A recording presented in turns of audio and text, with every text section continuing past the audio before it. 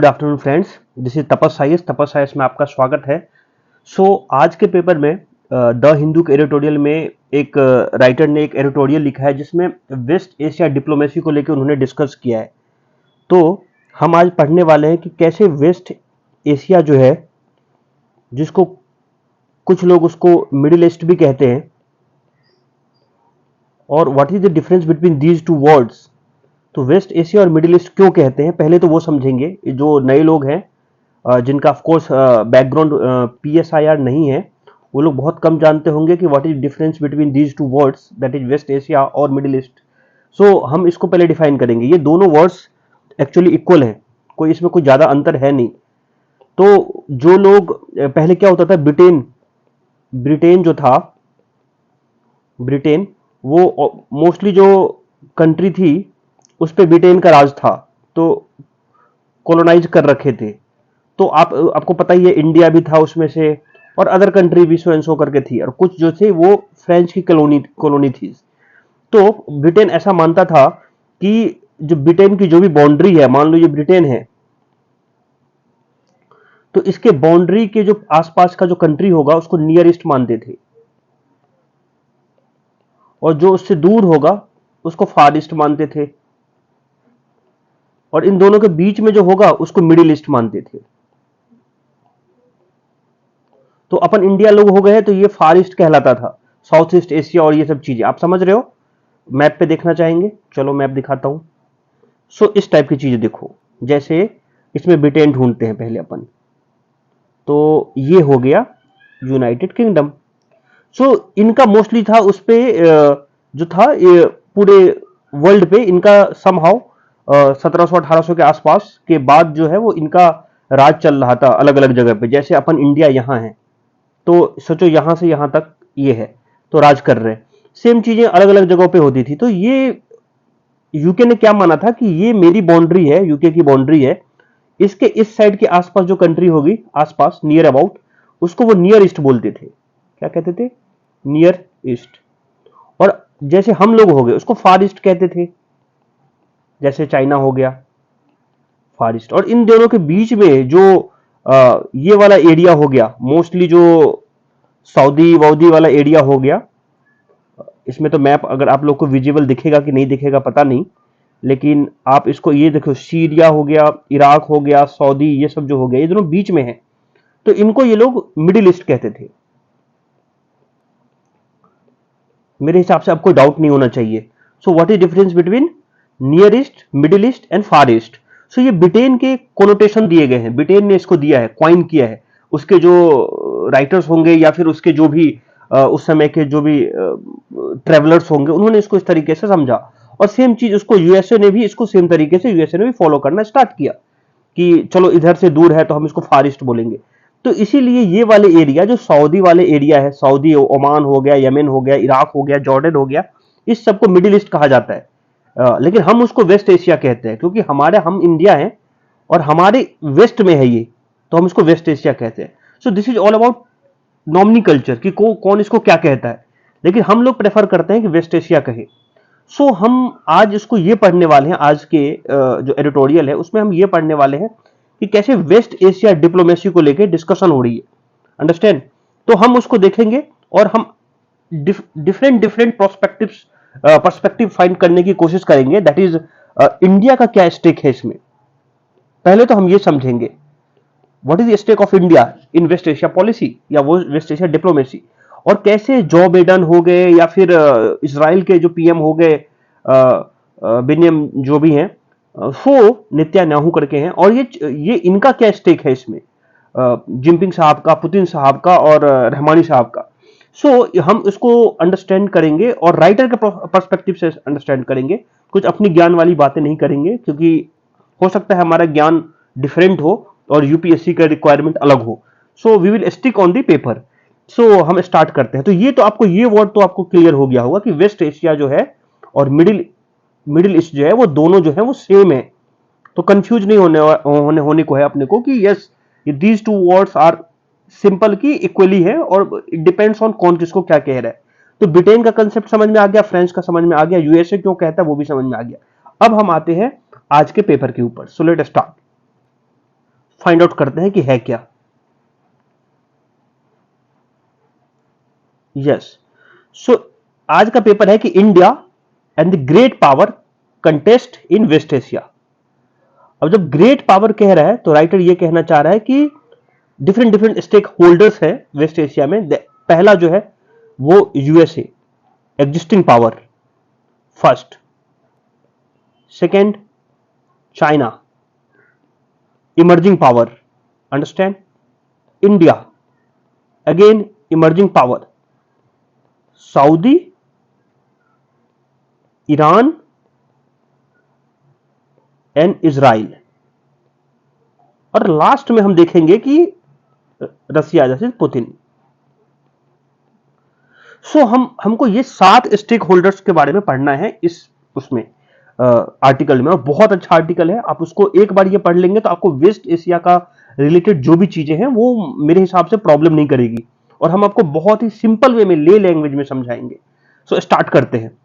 सो waste Asia map पे सबको पता चल गया कि वेस्ट एशिया कहां पे है। सो वेस्ट एशिया इतना इंपॉर्टेंट क्यों है यूएसए के लिए, तो पहले तो ये यूएसए का रोल समझेंगे, और चाइना इसको रिप्लेस क्यों करना चाहती है वो समझेंगे। तो अब देखते हैं, स्टार्ट करते हैं कि राइटर क्या समझते हैं पहले। तो राइटर ये कह रहे हैं कि जो जॉ बिडेन है and other unveiled US backed infrastructure project जो है connect India, West Asia, Europe with shipping lines. ये तो आपको तो जो लाइन अपन कनेक्ट कर रहे हैं कि इंडिया, मिडिल ईस्ट, यूरोप को जो लाइन कनेक्ट करने वाली है, अभी जो हम G20 में हमने जो इसको क्वाइन किया है उसको लेके है, तो हम इसके ऊपर बाद में आएंगे। A week earlier high level US delegation has visited, कुछ दिन पहले जो यूएस के डेलीगेशन है वो सऊदी अरेबिया में देखने को मिले आपको, और उन्होंने क्या कि एक नॉर्मलाइजेशन डील है Sunni king and Jewish Israel को। अब पहले हम सुन्नी किंग और उसको मैप पे देखते हैं। सो ये हो गया सऊदी अरेबिया आपका, इसके नीचे है यमन, और इसके नीचे है ओमान, और ये आपका हो गया कतर, और ये आगे हो गया आपका बहरीन। तो कतर, बहरीन, और ये जो छोटा सा है ये कुवैत है, और ये इराक हो गया, और ये सीरिया, ये जॉर्डन हो, ये सीरिया, ये जॉर्डन, ये इजराइल, और ये टर्की।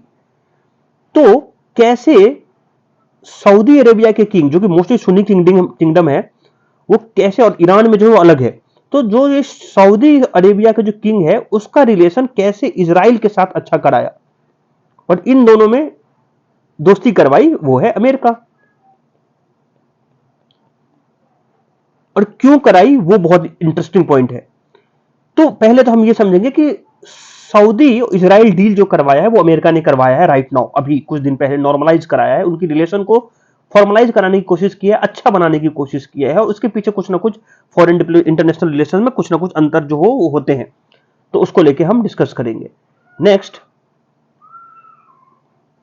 तो हम ये करने वाले हैं। Yes, so Sunni kingdom and the Jewish state of Israel, two of the America allies. तो ये दोनों अमेरिका के दोस्त हैं, और इन दोनों की दोस्ती अच्छी नहीं है आपस में, इसीलिए अमेरिका उसके बीच में पड़ा और उसको सही कराया।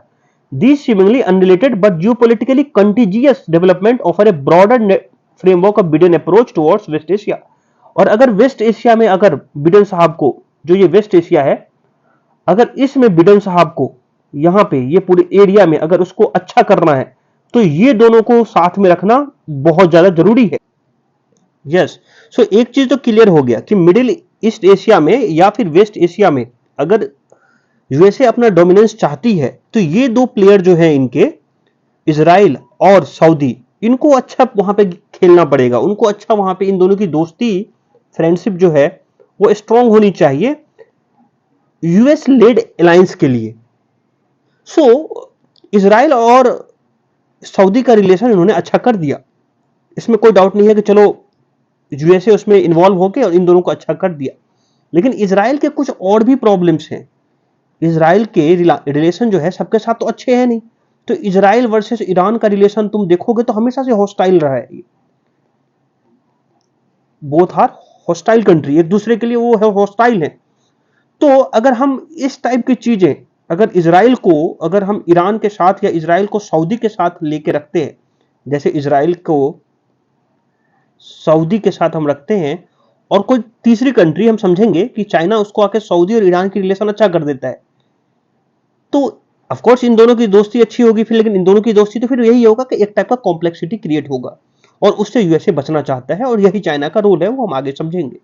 सो नेक्स्ट देखते हैं कि राइटर अब जो है वो इन दोनों की दोस्ती के बाद, जो ये समझने के बाद कि राइटर किस टाइप का लिखते हैं।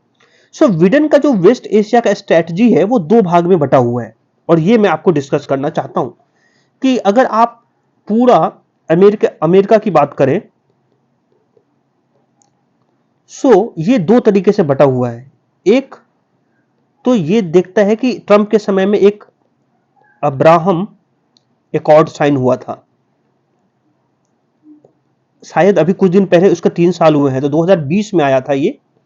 और ये अब्राहम एकॉर्ड एकॉर्ड करता क्या है, इजराइल का रिलेशन जो है, जो कुछ कंट्रीज हैं जैसे यूएई हो गया और बहरेन हो गया, और एक अफ्रीकन कंट्री है मोरक्को भी बाद में ऐड हुआ था, तो मोरक्को हो गया, इसके साथ इजराइल की जो संबंध अच्छे नहीं थे उसको नॉर्मलाइज कराने की कोशिश है, normalization of relation between these country. तो normalization of relation between these gulf country, that is called Bahrain, UAE and so Morocco भी उसमें से ऐड हुआ था। इसीलिए मोरक्को क्योंकि अफ्रीकन कंट्री है, इसीलिए मैंने लिख दिया हूं, बाकी तो और तो गल्फ कंट्री होंगी ही जो इजराइल के साथ अपना संबंध अच्छा करना चाहा होगा। तो ये नॉर्मलाइजेशन ऑफ रिलेशन जो है वो ट्रंप साहब ने करवा दिया था। कौन करवाया था? ये ट्रंप साहब की देन है 2020 में। तो इनकी वजह से एक चीज तो हो गया कि इजराइल का रिलेशन बाकी गल्फ कंट्री के साथ, यूएई के साथ, बहरीन के साथ और मोरक्को के साथ अच्छा करना। तो एक तो इजराइल को स्ट्रांग करना, तो इजराइल स्ट्रांग हुआ ना, और बाय डिफॉल्ट आप लोग समझ गए कि अगर इजराइल स्ट्रांग हुआ तो यूएसए लेड अलायंस जो होगा वो स्ट्रांग होगा वेस्ट एशिया में, अलायंस वो होगा वेस्ट एशिया में। और यही तो वेस्ट एशिया डिप्लोमेसी है, यही तो West Asia diplomacy of USA है। यूएसए चाहती है कि अब मैं नहीं रहूं, मैं अपनी मिलिट्री का उतना सा पोर्शन नहीं दूंगा। यूएसए क्यों चाहती है कि यूएसए ही ना प्ले करे बल्कि कि यूएसए के अलायंस भी वहां पे स्टेक होल्डर्स हों। और वो चाहती क्यों है? क्योंकि वो चाहती है कि उनका जो मिलिट्री है वो थोड़ा सा खाली हो, उनके ऊपर लोड कम पड़े, और ये मिलिट्री को वो वियतनाम के साइड भेजेगी, वियतनाम के साइड भेजेगी चाइना को काउंटर करने के लिए, चाइना को काउंटर करने के लिए। आप सभी को पता है, इसे छुपी हुई बात नहीं है कि चाइना का जो बिहेवियर है साउथ चाइना सी में, वो आपको पूछे तो आप लिखना एग्रेसिव बिहेवियर है। आपने देखा कि इन्होंने क्या किया साउथ चाइना सी में अभी फिलीपींस के साथ, और क्या किया इन्होंने वियतनाम के साथ। तो चाइना को काउंटर करने के लिए अपने जो इनके अलायंस हैं वियतनाम, उसको साथ देने के लिए यूएसए चाहता है कि थोड़ा मुझे इधर से फ्री करो वेस्ट एशिया से, लेकिन जैसे ही थोड़ा फ्री करते हैं चाइना वहां पे आके उसकी वैक्यूम को फुल कर देता है। तो ये तो पूरा वर्ल्ड जो डिप्लोमेसी है वही तो, इसी को तो बैलेंस करना है। तो एक अमेरिका की पॉलिसी तो यह है कि अब्राहम अकॉर्ड के साथ इसराइल को स्ट्रांग करो। फिर दूसरा पॉलिसी है जो डिप्लोमेसी का पार्ट है वो अमेरिका का, कि कैसे जो वेस्ट एशिया में है चाइना के जो बेस्ट कंपटीटर हो, चाइना का बेस्ट कॉम्पिटिटर हो, that is called India, that is Bharat. तो इंडिया की एंट्री कैसे जो है वो वेस्ट एशिया में लेके आया जाए, इंडिया की एंट्री, इंडिया को इन्वॉल्व करो वेस्ट एशिया में। अंडरस्टैंड? तो मैप पे चलते हैं और देखते हैं कैसे होगा। सो वर्ल्ड मैप चाहिए अपने को, यस। सो ये है वर्ल्ड मैप। सो ये रहा USA, American continent, north American continent, और ये रहा चाइना। अंडरस्टैंड? अब अंडरस्टैंड करना, देखो, और ये तुम्हारा रहा, ये पूरा एरिया जो होगा इस टाइप का, टर्की तो नहीं, ये पूरा एरिया जो हो गया, ये भी, ये तेरा पूरा एरिया हो गया वेस्ट एशिया। अपने सहूलियत के हिसाब से मिडिल ईस्ट एशिया भी बोल दो। तो इस पे गेम प्लान है पूरा। अंडरस्टैंड? सो यूएसए चाहती है कि यहां पे इसका कंट्रोल बना रहे, डोमिनेंस। और अगर यहां पे से यूएसए जो अपनी डोमिनेंस बनाने के लिए मिलिट्री लगेगी, लेकिन जैसे ही मिलिट्री खाली करती है, आप सबको पता होगा कि इराक और जो सीरिया में जो लड़ाई चल रही थी उसमें यूएसए का कितना बड़ा रोल था, लेकिन जैसे ही वहां से मिलिट्री हटाएंगे तो चाइना क्या करती है, चाइना कहती है कि मेरी एंट्री इधर होगी। अब क्यों होगी तो मैं बता देता हूं कि चाइना 70% अपना ऑयल जो है वो यहां से खरीदती है, ऑयल परचेज करती है, तो इनके रिलेशन इकोनॉमिकली अच्छे हैं। और बहुत सारे पोर्ट जो हैं उन्होंने भी ले रखा है इसके आसपास वाला, ये एरिया वाला, आप यूएई के नीचे वाला यमन के आसपास का ओमान, इस सब में। सो इनके पोर्ट भी हैं उधर, तो मिलिटराइजेशन तो वो कर ही रहे हैं। तो जैसे ही यूएसए अपनी मिलिट्री यहां से रिड्यूस करेगी, चाइना उसको फिल करेगी। और ये स्वाभाविक है कि ये जो है वो एग्जिस्टिंग पावर है और चाइना जो है इमर्जिंग पावर है, इमर्जिंग पावर है। सो एक तो ये हो गया। तो यूएसए क्या चाह रही है कि ये यूएसए चाह रही है कि इस एरिया में जो चाइना के कंपटीटर है, दैट इज कॉल्ड, ये वाला एरिया, ये जो हमारा मैप है ऐसे कर, ये इंडिया जो है वहां पे एंट्री हो, इंडिया की एंट्री जो चाइना को काउंटर कर सके। और इसके लिए यूएसए को कुछ ना कुछ इंडिया के साथ डील करना पड़ेगा। तो आज से पहले नहीं, I2U2 that is called India, Israel, USA and UAE बना। एक टाइप का इकोनॉमिक इंटीग्रेशन को लेकर बना था, इकोनॉमिक एंड टेक्नोलॉजी को लेकर बना था, टेक्नोलॉजी का आदान प्रदान इधर से उधर करना। तो क्या है देखते हैं, कहीं पे लिखा होगा। तो यस, सो I2U2 जो है, create economic integration and technological support between West Asia and South East Asia. South East Asia में अपन आते हैं, वेस्ट एशिया में तो वही जहां पे प्लेयर गेम खेल रहे हैं। सो ग्लोबल साउथ स्ट्रांग होगा इससे, ग्लोबल साउथ वही कंट्री जो डेवलपिंग है, तो ये स्ट्रांग होगी। तो डेफिनेटली इंडिया अगर वहां पे जाएगा, तो फिर से अगर इंडिया स्ट्रांग होगा वेस्ट एशिया में, तो यूएसए इंडिया का अच्छा स्ट्रेटेजिक पार्टनर है, तो यूएसए समझता है कि हम स्ट्रांग होंगे। जबकि इंडिया का कंसर्न और भी कुछ है कि हमारे कल्चरली चीजें हम उनसे बहुत स्ट्रांग है कल्चरली, और उस तरीके से हमारे जो रिलेशंस हैं, जैसे हमारे यहाँ पे 20 करोड़ से ज्यादा मुस्लिम पॉपुलेशन है, वहां भी मुस्लिम जो है मोस्टली जो है वो गवर्न करती है। तो हमारे एक संबंध ऑटोमेटिक बाय डिफॉल्ट नेचुरल संबंध बन जाते हैं गल्फ कंट्री के साथ, जो कि चाइना के केस में नहीं है। चाइना का अपना एक अलग ही पॉपुलेशन है, अलग ही तरीके से उनके जो है वो वहां पे डिक्टेटरशिप है, और हम मोस्टली जो है डेमोक्रेटिक कंट्री, हम डेमोक्रेसी को फॉलो करते हैं, हम कॉन्स्टिट्यूशनल उसमें बिलीव करते हैं, यहाँ पे हिंदू मुस्लिम सबके लिए अपना कॉन्स्टिट्यूशन है, तो वो उससे भी प्रभावित होते हैं। तो ये चीज देखना है। तो ये तो एक हो गया कि यूएस जो कि है, जो कि एग्जिस्टिंग पावर है, वो वेस्ट एशिया को एग्जिट नहीं करना चाहता है, और एग्जिट करेगा भी तो वो चाहेगा कि मैं जा रहा हूं, मेरे मिलिट्री जा रही है, लेकिन हम मेरे अलायंस यहां पे रहेंगे और मैं उसको लीड करूंगा। तो ये अलायंस चाहते हैं, तो उसमें एक I2U जो है बहुत बड़ा रोल प्ले करेगा। फिर दूसरा रोल प्ले करेगा India middle east Asia corridor, जो अभी अभी G20 में इंडिया न्यू डिक्लेरेशन समिट में आया है, न्यू दिल्ली डिक्लेरेशंस में आया है। सो इसका क्या प्रॉफिट है? So India middle east Europe से क्या होगा, इंडिया जो है वो मिडिल ईस्ट के थ्रू, जैसे यूएई के साथ और रियाद के साथ, जैसे सऊदी अरेबिया, फिर उसका जॉर्डन, इजराइल होते हुए, मेडिटेरियन सी होते हुए, और ये ग्रीस पहुंच जाएगा। तो इंडिया का रिलेशन जो है वो यूरोप तक पहुंच जाएगा। इंडिया की जो भी बनाएंगी चीजें वो वहां तक पहुंचेगी, वहां की चीजें यहां तक आएगी। और इससे मिडिल ईस्ट एशिया में जो है, मिडिल ईस्ट एशिया जो है, ये एरिया सऊदी अरेबिया और ये सब एरिया में, यहाँ पे इंडिया का वर्चस्व बढ़ेगा धीरे धीरे, और यहाँ पे इंडिया स्ट्रांग होगा तो फिर बाय डिफॉल्ट यूएसए स्ट्रांग होगा। तो ये हो गया। तो यूरोप को जोड़ना है इंडिया के साथ, लेकिन क्या यही एक सॉल्यूशन है? क्या यही एक तरीका है इंडिया को यूरोप से जोड़ने का? तो आंसर इज नो। इससे पहले भी कुछ चीजें हैं जो हमें समझनी पड़ेगी। तो वो है international north south transportation corridor. उसमें भी तो हम इंडिया को यूरोप से जोड़ने की कोशिश कर रहे हैं। आप इंडिया से ईरान होते हुए चले जाओ, अजरबैजान होते हुए रसिया पहुंच गए, और जैसे ही रसिया पहुंच गए तो दैट मीन्स आप यूरोप पहुंच गए, क्योंकि रसिया जो है, वेस्टर्न रसिया जो है वो यूरोप का पार्ट है।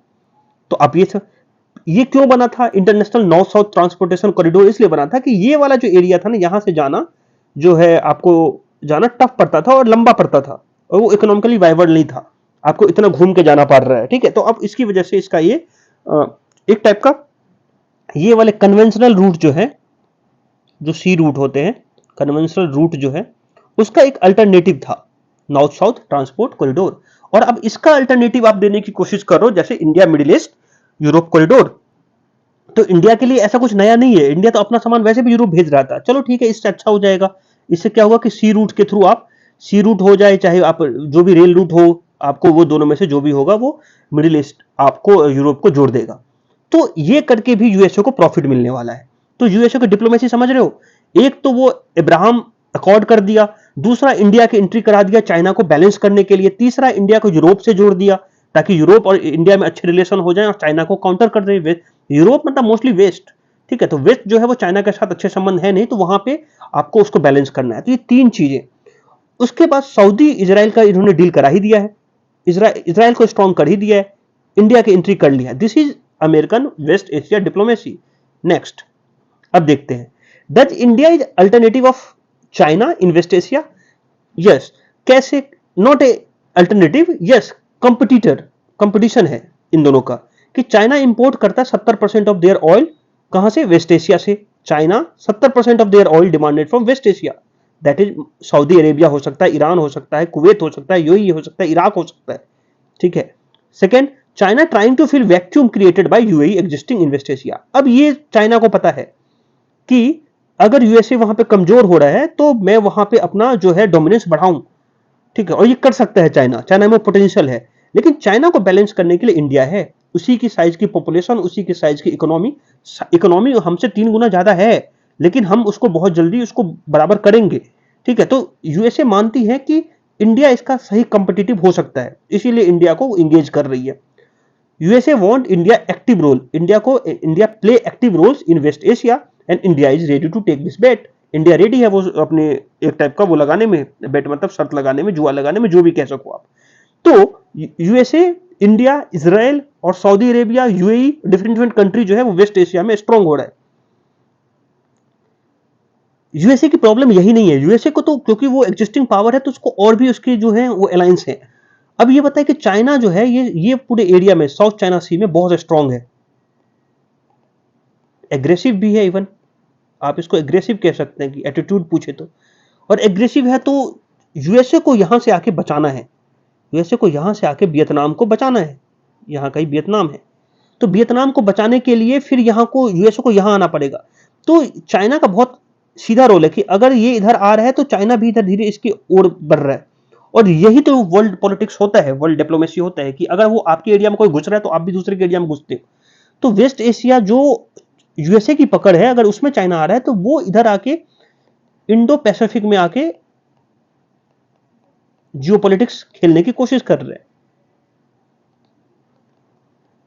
सो यहां पे और इसमें जो और भी स्टेक होल्डर्स हैं, ऐसा नहीं है कि इंडो पैसिफिक में यही है, इंडो पैसिफिक में फिलीपींस हो गया,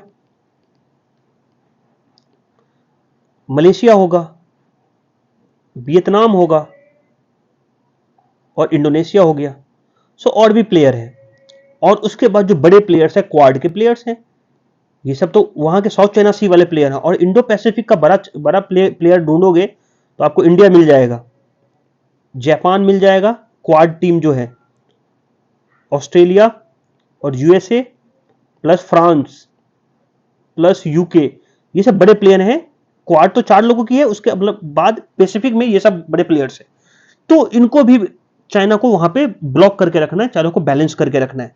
तो ये भी एक ये है कि अगर आप इस एरिया को, अगर इधर आप आते हो तो मैंने जो वैक्यूम क्रिएट किया है, तो ये एरिया में जो आप डोमिनेंस दिखा रहे हो और जहां पे हर दूसरे वेसल्स के साथ आप लड़ाई कर रहे हो, तो यहां पे इसका एक टाइप का एंट्री चाइना को अच्छा नहीं जाएगा, चाइना के लिए अच्छा नहीं जाएगा कि साउथ चाइना सी में उसको रोके कोई। फिर इजराइल और ईरान का एक अपना कॉन्फ्लिक्ट है कि इजराइल जो है वो जूइश कंट्री है और ईरान जो है वो मोमेडन कंट्री है। और जो आसपास के इजराइल की जो आसपास की कंट्री है पहले, इंक्लूडिंग बहुत सारी पहले जो गल्फ कंट्री थी, वो इजराइल को एग्जिस्ट ही नहीं मानती थी कि इजराइल जो है वो एग्जिस्ट ही नहीं करता, बल्कि ये टेरिटरी को कब्जा करके वहां पे एक अपना एक अलग स्टेट बनाया है, तो नॉन एग्जिस्टेंस मानता था।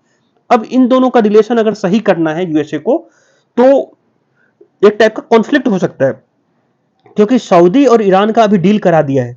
सऊदी, आप सबको पता होगा, सऊदी और ईरान का डील करा दिया है सऊदी और ईरान का डील करा दिया है चाइना ने। तो सऊदी और इजराइल के रिलेशन का डील करा दिया है किसने? यूएसए ने। सो अगर ये सबको एक साथ रखना है, ईरान को भी रखना है, फिर इसको भी, तो इसका और इसका झगड़ा है, इजराइल और ईरान का, तो वो कॉम्प्लेक्स रिलेशन हो जाएगा, कॉम्प्लेक्सिटी बढ़ जाएगी। तो इसको बैलेंस करने के लिए यूएसए को कुछ सोचना पड़ेगा और वो यूएसए कर रहा है। सो अब यूएसए का गेम देखो, अब यूएसए हो गया, इजराइल हो गया, सऊदी हो गया, इंडिया हो गया, अब ये यूएसए अलायंस हो गया, और ये चाइना का, चाइना, ईरान, रसिया और so and so. So USA को यही तो चाहिए था कि इनके ये अलायंस इंडिया एंट्री करे, पर इंडिया के अपने स्टिक्स हैं। इंडिया कहता है कि ऐसा नहीं है, हम जो है वो हमारे कुछ कल्चरली और हम अपने कुछ जो अपने बास्केट्स हैं, एनर्जी बास्केट, उसको बढ़ा रहे। हमारा ये नहीं है कि हम तुमको आके जो है बैलेंस करने की कोशिश करेंगे और उसको सही करने की कोशिश, और जो भी है हमारा तो अपना एक ये है कि हम अपने नेबरहुड के साथ और अपने जो ट्रेडिशनल लोग हैं उसके साथ, जो पुराने लोग हैं, जो कल्चरल लोग हैं, उसके साथ हम अच्छे रिलेशन और बास्केट ढूंढ सके, एनर्जी बास्केट। इसीलिए हम वहां पे प्ले कर रहे हैं। हम एग्रेसिव खेलने नहीं जा रहे वहां पे। We are not going to play किसी और के दबाव में भी नहीं खेलेंगे और कुछ एग्रेसिव नहीं, एक बैलेंस खेलेंगे, और एक ऐसा प्ले जो जहां पे हर कंट्री के लिए एक अपना उसकी सॉवरेनिटी को लेके, एक जो हमेशा इंडिया कहती है कि हर कंट्री का जो सॉवरेनिटी है वो उसके लिए सबसे बेस्ट होती है, सबसे बड़ी होती है। तो हम किसी से वहां पे लड़ने नहीं जा रहे, कहीं से कोई जीतने नहीं जा रहे, हम अपने रिलेशन फाइंड आउट करने जा रहे। We are going to make a good relation with all the country, including जो हमारे नेबर्स है वो। तो इंडिया का ये स्टेक है। इंडिया का स्टेक नहीं है कि हम अलायंस बनाने जा रहा है। इंडिया किसी को भी अभी तक क्वाड को भी अलायंस नहीं मानती है। तो ये चीज है इंडिया का। लेकिन यूएसए उसको बोल रहे हैं तुम किसी तरीके से आओ, लेकिन आओ तो पहले, इससे चाइना को वहां पे काउंटर करने को ये मिलेगा। तो ये बहुत सारे स्टेक होल्डर्स थे आज के पेपर में, और राइटर जो स्टैनली जॉनी साहब है बहुत अच्छे से लिखा था। So this is all about today paper. कुछ छूट तो नहीं गया, तो एक बार हम ऊपर से नीचे देख लेते हैं। तो आज था paper India the great power contest in West Asia. हमने इसमें बात किया, अब्राहम एकॉर्ड समझा दिया आपको, सऊदी और इजराइल का रिलेशन समझा दिया, यूएस अभी खाली नहीं करेगा वेस्ट एशिया को, और अपने अलायंस के साथ वहां पे जो भी है वो अपना डोमिनेंस दिखाता रहेगा। और इंडिया जो है मिडिल ईस्ट एशिया का अभी G20 में हमने इसको अभी अभी उसको ये किया है और फाउंड किया है, और इसको इंडिया को यूरोप से जोड़ने का एक तरीका है। इसके अल्टरनेटिव भी है, तो पहले वो देखते हैं बाद में। इंडिया जो है वो चाइना का अल्टरनेटिव है नहीं, कंपटीटर्स हैं हम। नेक्स्ट, इजराइल और ईरान का रिलेशन, यस समझा दिया आपको। इंटरनेशनल नॉर्थ साउथ ट्रांसपोर्टेशन समझा दिया कि कैसे ये 7200 किलोमीटर का है, और ये कन्वेंशनल रूट्स का अपोजिट है, हमारे पास था, ठीक है, तो हम इससे भी काम चला सकते थे फिर, ठीक। IU2 जो समझा दिया, IU2 में क्या है, यूएई और ये